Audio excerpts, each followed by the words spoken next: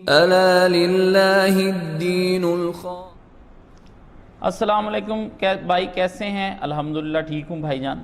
نبی پاک صلی اللہ علیہ وسلم کے پیچھے کچھ صحاب نے 3 دن قیام اللیل کیا، جبکہ نبی علیہ السلام حجرے میں تھے۔ تو کیا نبی علیہ السلام اونچی آواز سے قیام اللیل کیا کرتے تھے؟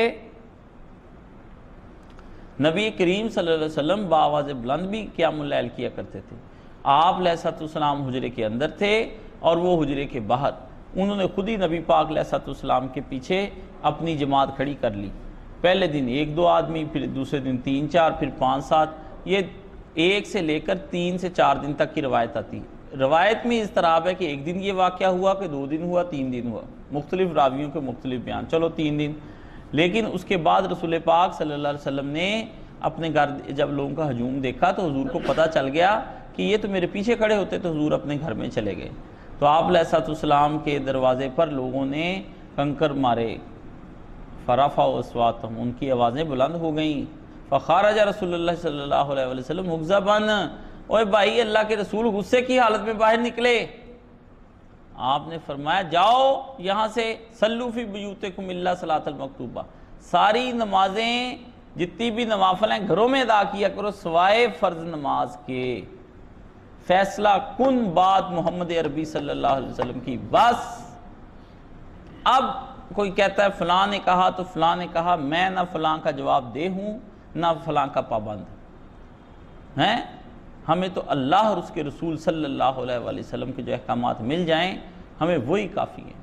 تو پیارے بھائی، فہم صحابہ بھی بڑی چیز ہے، فہم اہل بیت بڑی چیز ہے، فہم سلف بڑی اچھی چیز ہے، لیکن آقا دو عالم صلی اللہ علیہ وآلہ وسلم کے فہم کے سامنے اور قول کے سامنے کسی آدمی کی کوئی بات نہیں چلے گی۔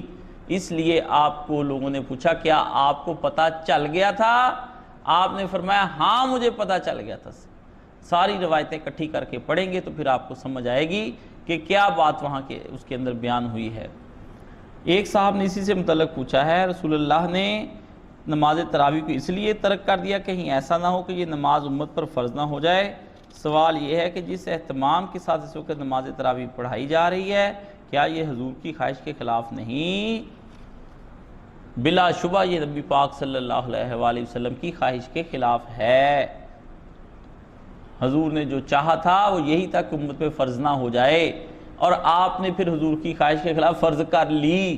اب آپ موقدہ بھی کہتے ہیں، کبھی غیر موقدہ، کبھی کچھ کرتے ہیں۔ ایک صاحب کہتے ہیں یہ جی تراویح ایک اور نماز ہے، اور جو ہے نا قیام رمضان اور ہے اور قیام اللیل اور ہے۔ آج وہ انہوں نے مجھے بھی درمیان میں پکڑ کے رگڑا ہوا ہے سوشل میڈیا پہ۔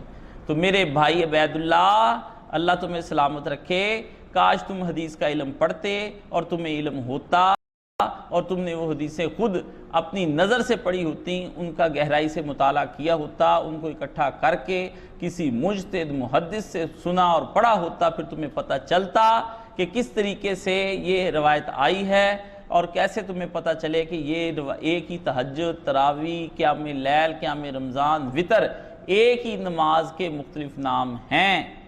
میرے پیارے بھائی کو اپنے علم کو اپڈیٹ کرنا چاہیے، خواہ مخواہ ایک آدھ روایت پڑھ کے ادھر ادھر سے ٹامک ٹوئیاں نہیں مارنی چاہیے۔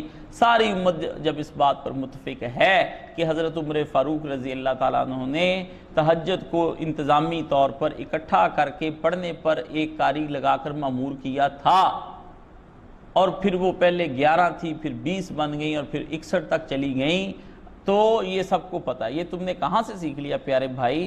اگر تم کچھ زیادہ ہی ذہین ہو گئے ہو تو میرا یہ سوال ہے میرے پیارے بھائی، حضرت ابو بکر صدیق رضی اللہ تعالیٰ عنہ کے دور میں کون صحابی تھے جو یہ قیام رمضان آپ کی جسے آپ تراویح کہتے پڑھاتے تھے؟ ذرا ہمیں بھی بتا دیں۔ اگر آپ کے پاس کوئی روایت آ جائے تو مجھے ضرور سنائیے تاکہ میرے علم میں بھی اضافہ ہو جائے، جو کہ آپ قیامت تک نہیں کر پائیں گے۔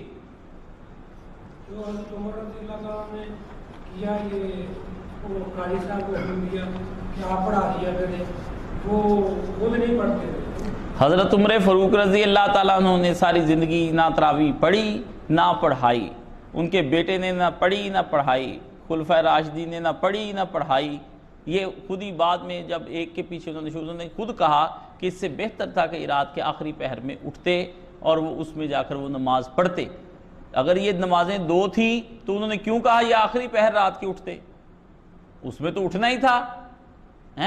تہجد جو تھی وہ تو صاف حضرت عمر کہتے بھی یہ بھی پڑھو اور وہ بھی پڑھو, ٹھیک ہے نا, 2 بات. آپ میں اس سے بہتر تھا کہ یہ رات کے آخری پہر میں اٹھتے. تو حضرت عمر نے تو خود روایت کے اندر کہہ دیا یہ میرے بھائی کا سنا سنایا علم ہے, یہ ادھر ادھر کا علم ہے, یہ میرے بھائی نے کسی جگہ بیٹھ کے باقاعدہ طور پہ علم حدیث نہیں پڑھا ہوا, نہ کسی عالم کی شاگردی اختیار کی ہے, اس لیے اس کو پتہ ہی کوئی نہیں ہے کہ یہ کیا.